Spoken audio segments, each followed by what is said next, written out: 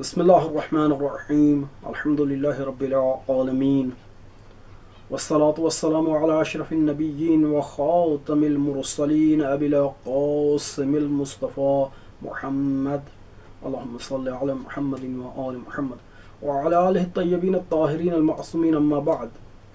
آج ہم آپ کے سامنے پروردگار متعال کے وجود پر دوسری دلیل کو کہ جو راہ فطرت ہے اسے بیان کرنے جا رہے ہیں۔ فطرت کا کیا معنی ہے اور یہ کیسے پروردگار متعال کے وجود پر دلیل ہوگی، یعنی راہ فطرت کیسے وہ دلیل ہوگی پروردگار متعال کے وجود پر، اسے ہم آپ کے سامنے بیان کریں گے۔ فطرت کا معنی فطرہ یعنی کسی چیز کو شکافتہ کرنا، اسے پھاڑنا اس کے طول کی جانب سے، یہ فطرت کا معنی ہے۔ اور فطرت چونکہ فعلت کے وزن پر ہے، اس لیے ایک نوع یعنی ایک طرح کا شکاف کرنا، ایک نوع اور ایک قسم، خاص قسم کا شکاف کرنا، اس کا معنی ہے۔ اور اس کے بعد یہ لفظ جو ہے ہر قسم کے شکاف میں استعمال ہونا شروع ہو گیا۔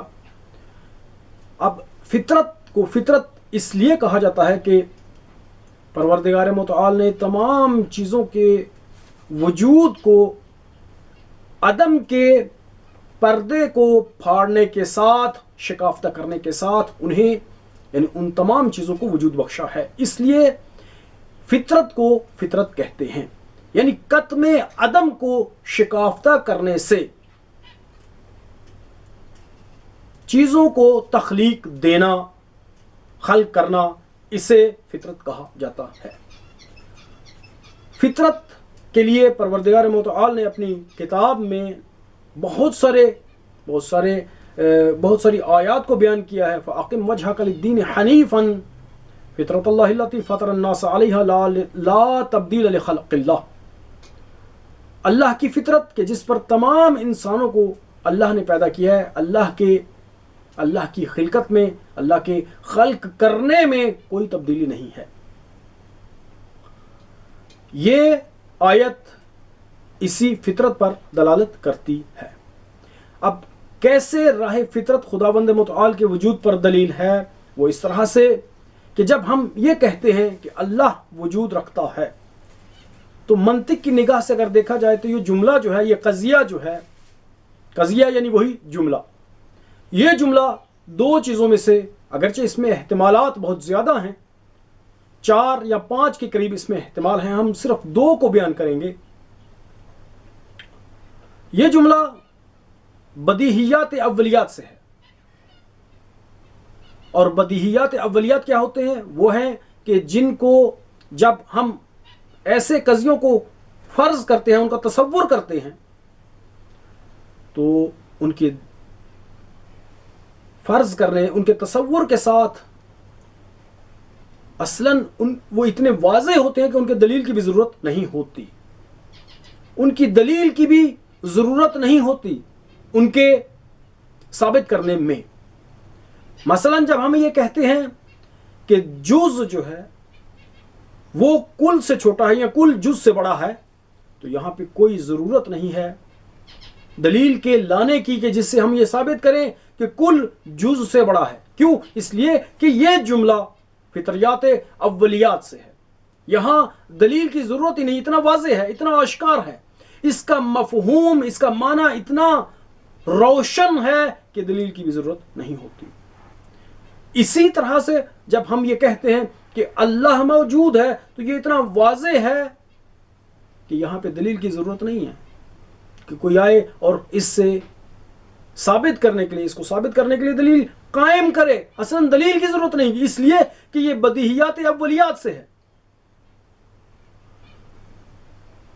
اور دوسرا، ہم اس طرح سے ہم یہ ثابت کر سکتے ہیں، دوسرا احتمال یہ ہے کہ یہاں یہ بدیہیات فطریات سے ہے۔ بدیہیات فطریات کیا ہوتے ہیں؟ بدیہیات فطریات یہ ہیں کہ جب ہم ایک جملہ کہتے ہیں جو بدیہیات فطریات سے ہے، مثلا اللہ موجود ہے، تو یہاں جب بھی ایسے قضیے کو تصور کیا جائے کہ جو بدیہیات فطریات سے ہو، تو اس کے تصور کے ساتھ ہی اس کی دلیل ذہن میں آ جاتی ہے۔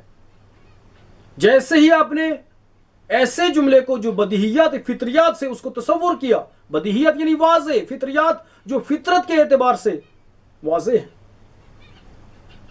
انہیں آپ تصور کریں تو ان کی دلیل بھی ساتھ ہی آ جاتی ہے،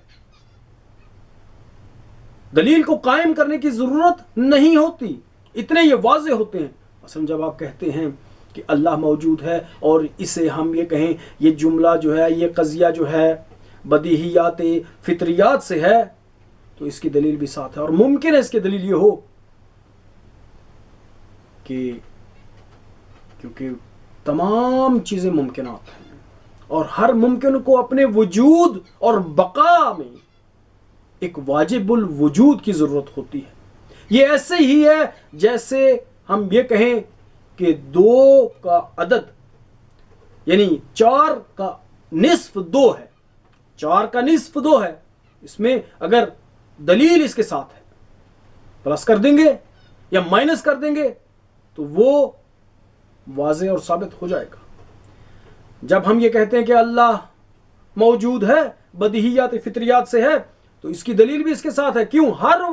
ہر ممکن کے لیے اس کے ساتھ اس کو ضروری ہے اس کے لیے کہ ایک واجب ہو، واجب الوجود ہو جو اس کو وجود دے، اور اس کی بقا میں بھی ایک واجب الوجود کی اسے ضرورت ہے۔